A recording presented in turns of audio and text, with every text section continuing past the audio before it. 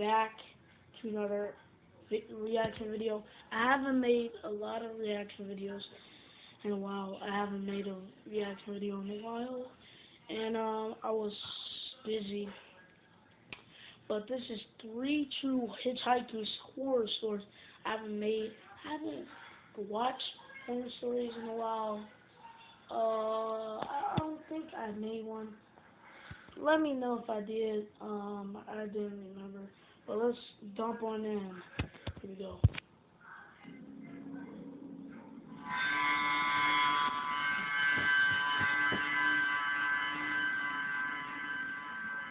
Oh man.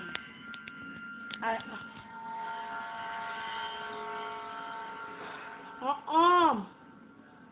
So this was told to me by an old family friend, Nikki, numerous times as a kid growing up, as one of those life advice stories to keep in mind through the years. And to her credit, I've never forgotten it. Whenever anything associated with hitchhiking comes up, it always springs to mind, and probably always will. I'm never it makes going me a bit to ill hitchhike. whenever I think about it, actually. I'm never going to pick up a hitchhiker. So Nikki, who grew up at the same time as my dad, so this was about early 80s, I believe, she was a young woman in her mid-20s. My voice.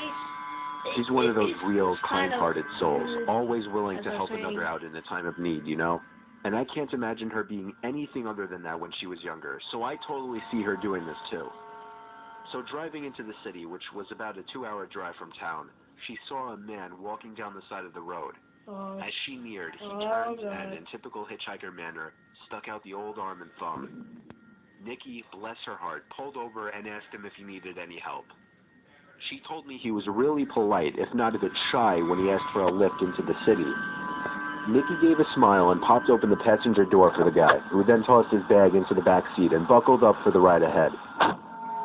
They talked pleasantly for most of the trip. And when About somebody friends, does this, the news, etc. You know, happy just go small talk. past them.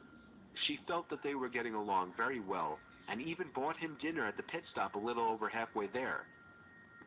She says he seemed really flustered and awkward when she paid, but one of the things they talked about was money, and how he was pretty damn strapped for cash, which was why he was hitchhiking in the first place. But he eventually relented, and they went on their way. As soon as they got into the city, he thanked her profusely for the ride and the food, and asked to be dropped off once they hit downtown. Before getting out, he asked for Nikki's phone number so he could contact her one day and maybe catch up. No. Thrilled at the prospect of knowing how her new friend was faring, Nikki wrote it down for him and drove off with the warm feeling of having done a good deed.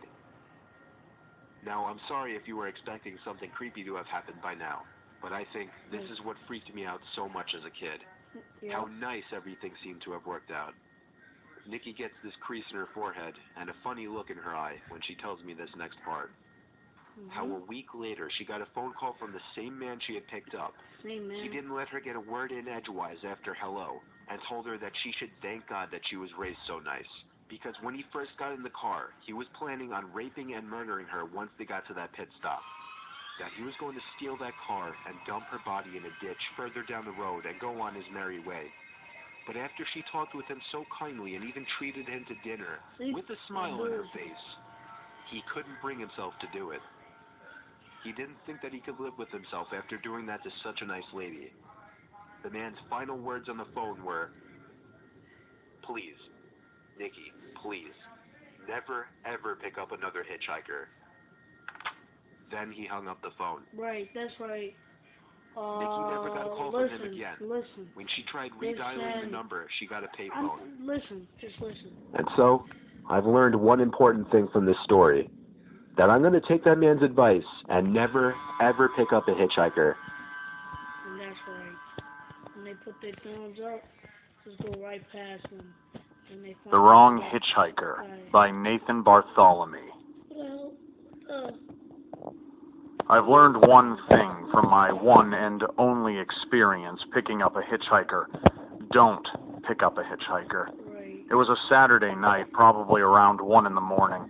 I was driving down the 542 in New Jersey, a route I commonly took to get into town. It was a long stretch of nothing but woods on either side with the occasional residence.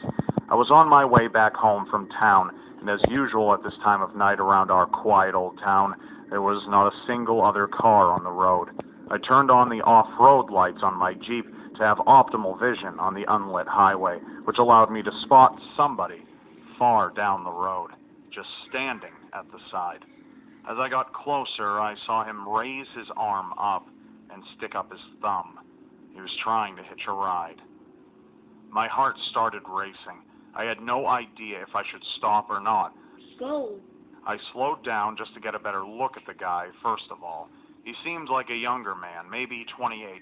He had on a light gray hoodie with the hood over his head and blue denim jeans. The time to make a decision was immediate, and with a lack of my better judgment in the heat of the moment, I came to a stop, rolled down the window, and asked, "Where are you heading to, friend?" "Just up the road," he said in a deep, quiet tone. "Hop in," I called out the window. They go act nicely, but then... He opened the door to my Jeep and stepped inside slowly. Jeep Wranglers have very tight seals on the doors, so when he tried to close the door the first time, it didn't shut. I politely said, "Oh, the door didn't shut. Just open and slam it shut real hard. These doors are hard to close." The body language he was giving off in response was unsettling.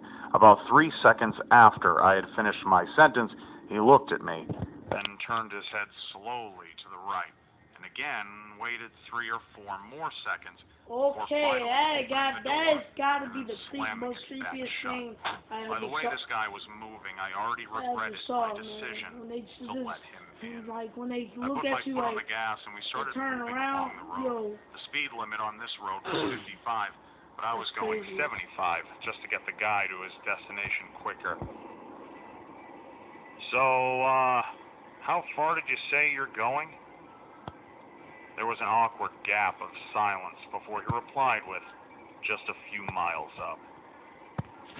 I wanted to turn the radio on to kill this awkward and downright creepy silence, but something in my head told me not to for whatever reason. Suddenly, I could see just through the corner of my eye that the man had turned his head and was staring in my direction. At this point, I was telling myself that I needed to get this guy out of my car. For a good mile, I felt his gaze just hitting me like a brick, and all the while I tried my best not to look back. Finally, he turned his head the other way and said, "You know, I've been wondering for the longest time if it's just worth it to end it all." I looked at him in confusion. He dug his hand into his pocket and said, "I've been carrying this knife with me for the past..." What in the world? Get him out of that car. Get him out of that car.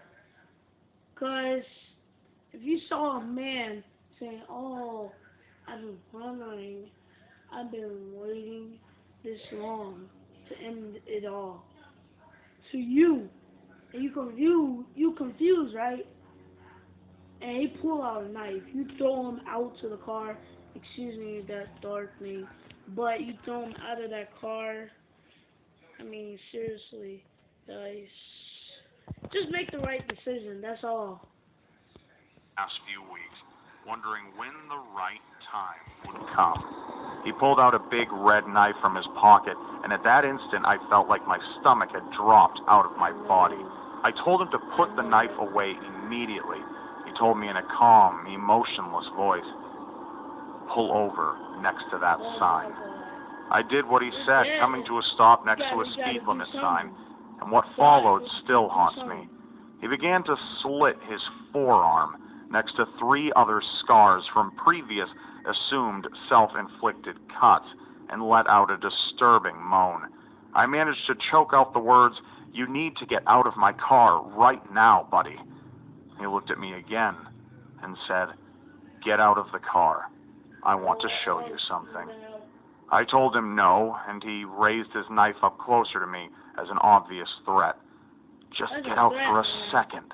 There's something I want to show you behind that sign." Oh my God. I knew my life was on the line, and I had to be smart. I said, "Yeah, okay, man. Let's go." I opened the door to my Jeep, making a point of leaving it open, raised my hands in the air, and backed away slowly from the door. He, too, left the car and started walking over to my side. At the exact moment that he was directly behind the car, I jumped back in, threw it into drive, and floored it down the road, never looking back. I got back home within 10 minutes, still breathing heavily and wanting to throw up. This was the scariest thing that has ever happened to me. And I urge everybody and anybody that if you by some chance see a hitchhiker on a dead road at some odd hours of the night, do not take any course of action other than speeding right past them. Just go right past them and never go. Just go right past them. I'm serious. 3 months after I turned 16 in 2005, I got my first car, a '99 Toyota Camry. On a warm Saturday night, when my friend Alex invited me over to one of his friend's big parties, I knew I wouldn't be in a condition to drive the Camry home afterward. So we carpooled with Alex's girlfriend, Brianna. Cities We lived don't in have the all countryside those of Virginia, trees. meaning less big Countries parties. have. Meaning when there was a big party, it was a huge deal and everyone would go. We lived about 5 to 10 minutes away from this kid's house. I knew where he lived as I was acquainted with him, but not exactly friends. The whole ride there, we took the same 2-lane highway type road through the woods, and this kid's house was actually on this road further down. At certain points on this road, there were a few houses on either side, and then it would just go back to being a long, empty highway again.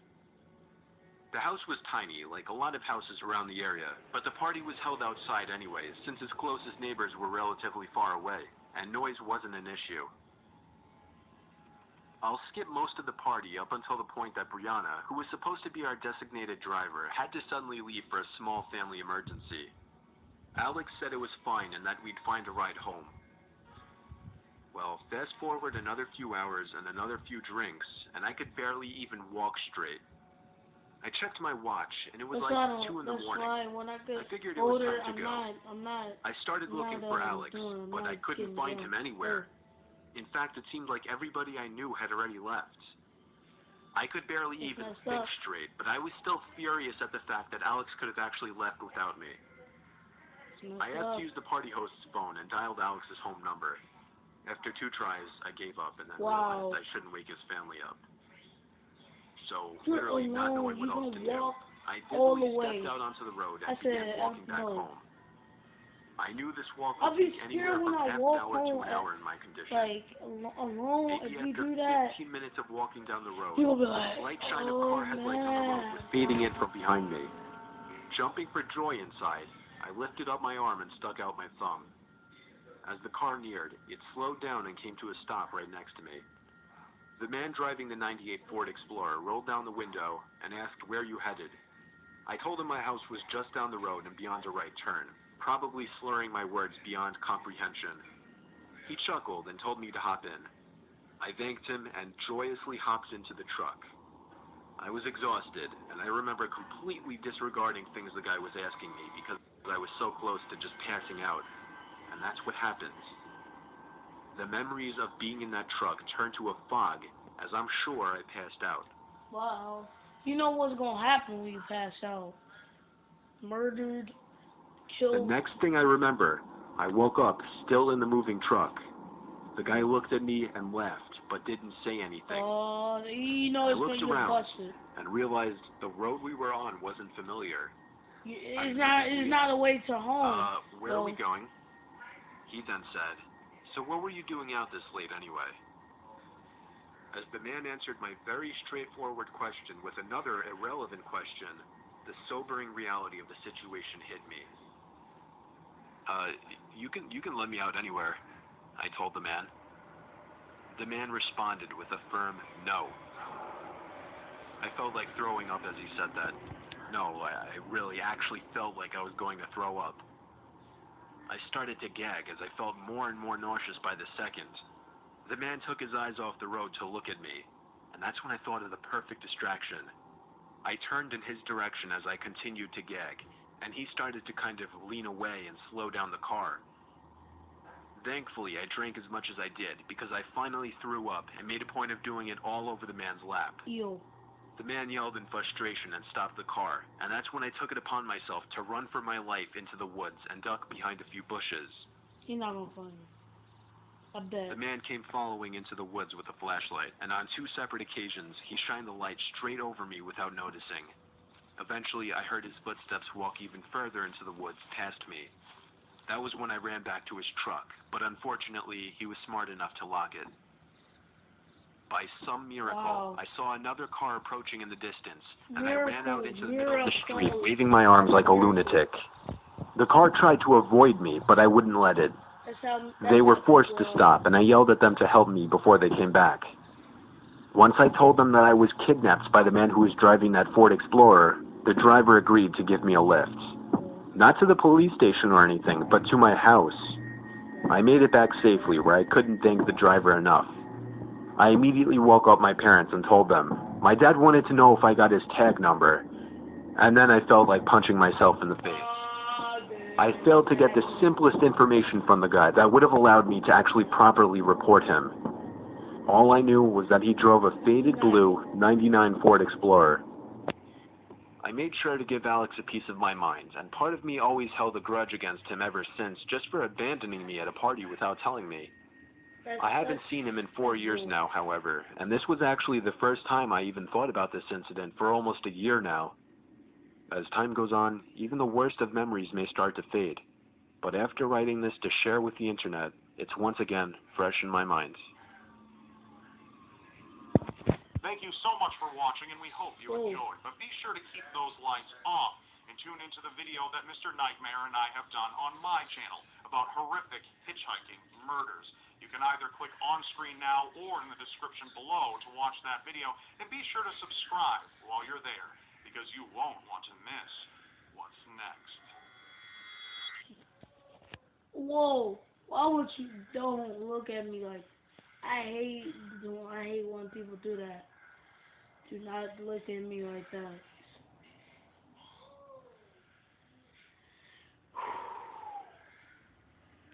Okay, guys, that is freaking scary. Leave a comment if you want me to do more. And like for more videos. Like, comment, and subscribe. And I'll see you guys next time. Peace.